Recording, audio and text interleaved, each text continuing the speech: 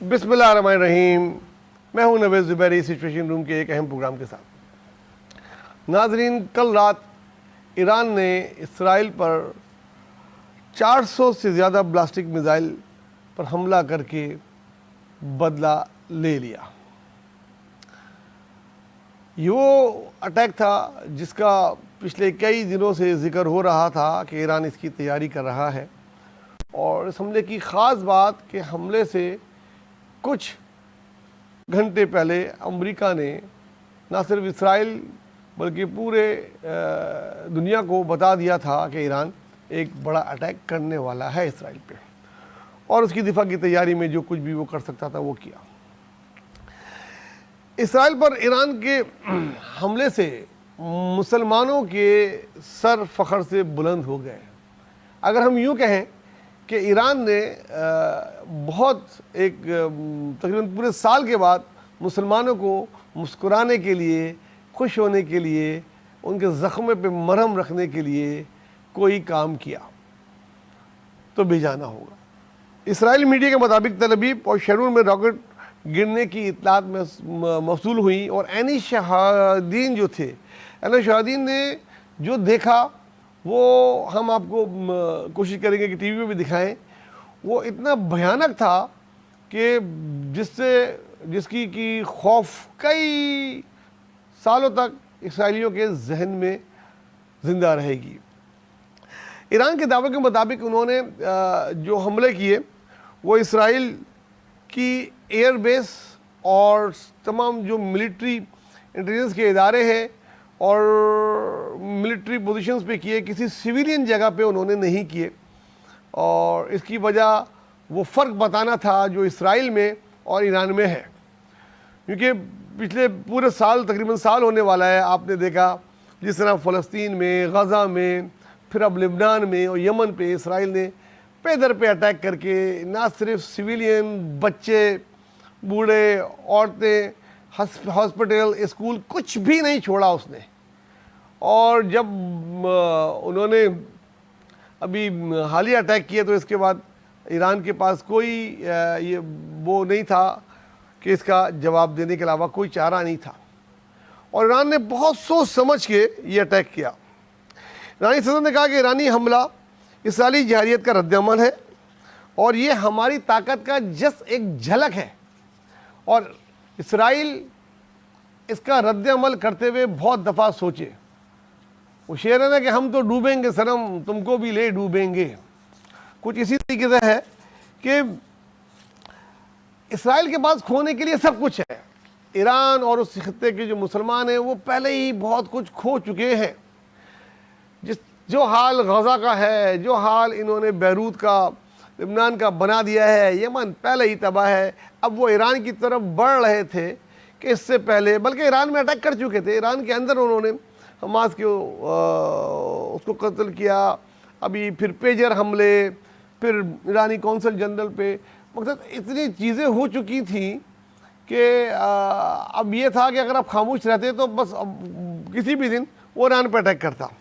تو انہوں نے جو جھلک دکھلائی ہے بلاسٹک میزائل کی وہ پوری دنیا نے دیکھی، اور وہ جو ان کا آئرن ڈوم جسے کہتے ہیں وہ سب نے ناکام ہوتے دیکھا. اور ایک دعوے کے مطابق ان کے جدید ترین طیارے کھڑے کے کھڑے رہ گئے، اور اس پہ جو ان کا خیال تک نہیں تھا کہ اس پہ یہ آ جائیں گے، اور وہاں اٹیک ہوئے اور وہ سب کے سب تباہ ہو گئے. متعدد اطلاعات آ رہی ہیں. ساتھ ساتھ ایک بڑی انہونی بات ہوئی. انہوں نے بات یہ ہوئی کہ تل ابیب میں 2 مسلح افراد جو فلسطینی بتائے جاتے ہیں وہ نکلے، اور انہوں نے کافی لوگوں پہ فائرنگ کی جس سے کئی ہلاکتیں ہوئیں اور کئی درجن لوگ زخمی ہو گئے. اور اس کے بعد انہوں نے کہا کہ ہمارے پاس اس قسم کے فدائین کی ایک بہت بڑی تعداد ہے جو وقفے سے اب وہاں نظر آئے گی، اب وہاں پہنچ چکی ہے، وہ تیار ہے اپنے میسج کی، اور وہ نظر آئے گی اور اس پہ وہ ہوگا. اگر اسرائیل اگلا حملہ کرتا ہے ایران پر تو ایران نے واضح کر دیا ہے کہ ایران کا اگلا حملہ اس سے بہت زیادہ نہ صرف یہ کہ بھیانک ہوگا، بہت تکلیف دہ بھی ہوگا. اور یہ جو وارننگ وہ سپریم کمانڈر آیت اللہ خامنئی نے اپنے ایک بیان میں دی، اور انہوں نے یہ بھی کہا کہ اللہ کی مدد ہمارے ساتھ ہے، اور صہیونیت ریاست کو ہم اتنا شدید نقصان پہنچائیں گے کہ پھر باقی دنیا جو خاموش ہے اتنے عرصے سے، جب وہ فلسطین میں کر رہا ہے، غزہ کو خندرات بنا رہا ہے، بچوں ان کو مار رہا تھا، تب بھی وہ خاموش رہے۔ آگے حملہ جو ہوگا اس کے بارے میں ابھی آگے ہم ڈسکس کریں گے کہ اس کے کیا نتائج ہو سکتے ہیں، کہ اور کتنے چانسز ہیں کہ اسرائیل اس اٹیک کا جواب دے گا۔ جو بائیڈن اور امریکہ، آپ کو پتہ ہے، وہ تو ان کا بیان آئے کہ ہم تو اس کے ساتھ کھڑے ہیں اور ہم نے بڑی مدد کی، اس کی مدد کی وجہ سے ہی یہ حملہ بقول ان کے کہ ناکام ہوا، اور امریکہ نے اسرائیل کی دفاع کے لیے فعال کردار بھی ادا کیا اور کرتے رہیں گے۔ مگر دوسری طرف چائنا اور روس وہ بھی حالات کا جائزہ لے رہے ہیں، اور اگر ممکن ہے اسرائیل نے اٹیک کیا تو پھر وہ ایران کے دفاع کے لیے یا اس کے لیے کھڑے ہوتے ہیں کہ نہیں، یہ ایک بہت بڑا سوال نشان ہوگا، کیونکہ مسلم ممالک سے تو کوئی بھی امید نہیں، ابھی تک کوئی بڑے مسلم ممالک نے اس کی کوئی ایران کی حمایت نہیں کی، اور جو تھی ان کو دھمکیاں مل رہی ہیں اس پہ وہ خاموش تماشائی جیسے بنے ہوئے تھے ایسے ہی بنے ہوئے ہیں، صرف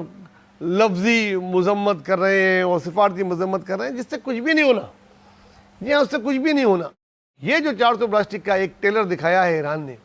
اس سے مسلمانوں میں، کل ہم نے دیکھا فلسطینیوں میں، اور جہاں جہاں مسلمان ہیں دنیا میں، چاہے وہ شیعہ ہو یا سنی یا کسی بھی، اس سے ان میں ایسی خوشی کی لہر دوڑی ہے کہ ایران کو اور ایرانی قیادت کو سب سلام کر رہے ہیں۔ ہم بات کرتے ہیں، آگے کے تجزیہ کرتے ہیں کہ کیا دنیا ایک بڑی جنگ کی طرف تیزی سے بڑھ رہی ہے؟ جی ہاں، دیکھیں اس خطے میں تو آلریڈی ایک بہت خونی جنگ آلریڈی جاری ہے، ادھر لوگوں کو کوئی فرق نہیں پڑے گا۔ اب پہلی بار ان شہیدوں کو، غزہ کے ان کے لواحقین کو، ان غازیوں کو جو شہید ہونے سے بچ گئے ہیں، بیروت میں تباہ ہونے والے گھروں کے مالکین کو اور وہاں رہنے والوں کو، یمن میں کب سے ان حالات میں مزاحمت کرنے والوں کو ایک خوشی اور ایک امید کی کرن جاگی ہے کہ اب یہ لڑائی کسی منطقی انجام تک پہنچنے والی ہے، اور وہ تبھی پہنچے گی جب طاقت کا توازن برابر ہوگا۔ اگر طاقت کا توازن برابر نہیں ہوگا، اگلا آدمی کو مارتا رہے گا، وہ ہاتھ باندھ کے کھڑا رہے گا تو وہ پٹتا ہی رہے گا۔